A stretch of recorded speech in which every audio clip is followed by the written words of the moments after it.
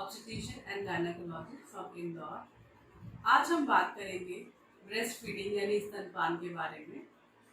अगस्त माह के पहले सप्ताह में इंटरनेशनल ब्रेस्ट फीडिंग वीक पूरे देश में, पूरे वर्ल्ड में मनाया जाता है।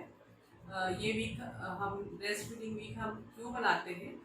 ये हम मनाते हैं ब्रेस्ट फीडिंग यानी स्तनपान को प्रमोट करने के लिए, स्तनपान को सपोर्ट करने के लिए, क्योंकि माँ का दूध बच्चे के लिए बेहद ज़रूरी है, बहुत महत्वपूर्ण है।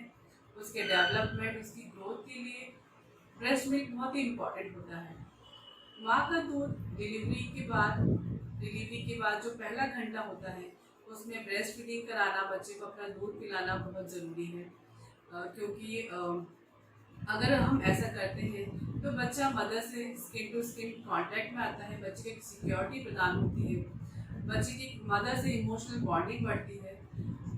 मुझे पता है कि हम जानते हैं कि डिलीवरी के बाद, चाहे डिलीवरी सीजर से हो या डिलीवरी नॉर्मल हो, मदर बहुत एग्जॉस्ट हो जाती है और बहुत ही उसको थकान होती है, उसको हिम्मत नहीं होती कि वो ब्रेस्ट फीड करा सके।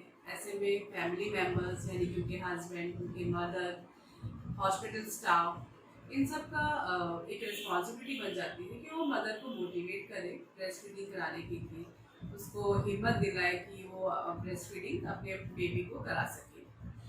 और हम बात करें जो डिलीवरी के बाद है, डिलीवरी के बाद जो स्टार्टिंग के 2 दिन का जो मिल्क आता है उसको हम कोलेस्ट्रॉल बोलते हैं, उसको लिक्विड गोल्ड भी कहा जाता है, क्योंकि वो एक कंप्लीट न्यूट्रिशन है बच्चे के लिए।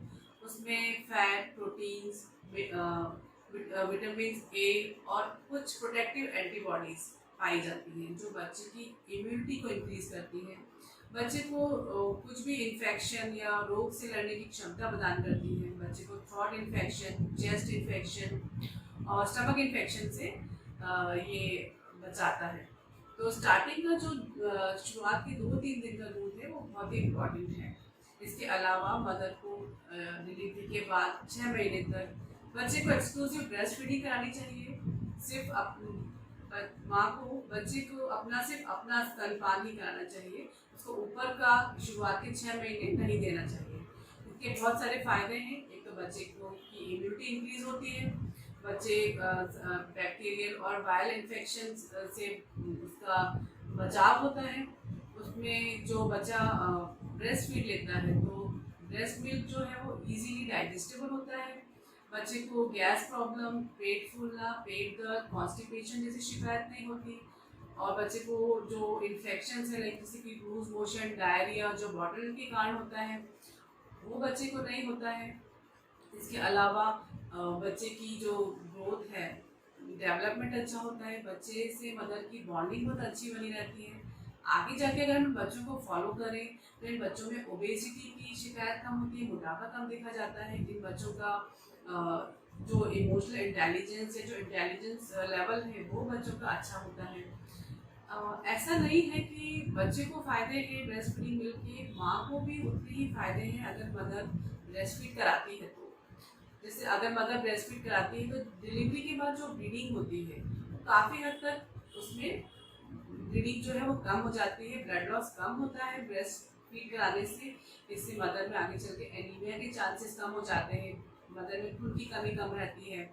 और ऐसा माना जाता है कि ब्रेस्ट फीड कराने से मदर का फिगर खराब हो जाता है। तो मैं कहना चाहूँगी ये धारणा बिल्कुल गलत है। अगर माँ ब्रेस्ट फीड कराती है तो उसका वजन नहीं बढ़ता है, और उसका वजन जो है, उसका जो वेट है वो कंट्रोल में रहता है। इसके अलावा और देखा जाए आगे चल के तो जो महिलाएं ब्रेस्ट फीड कराती हैं उनमें आगे चल के ओवेरियन और ब्रेस्ट कैंसर की रिस्क भी कम हो जाती है।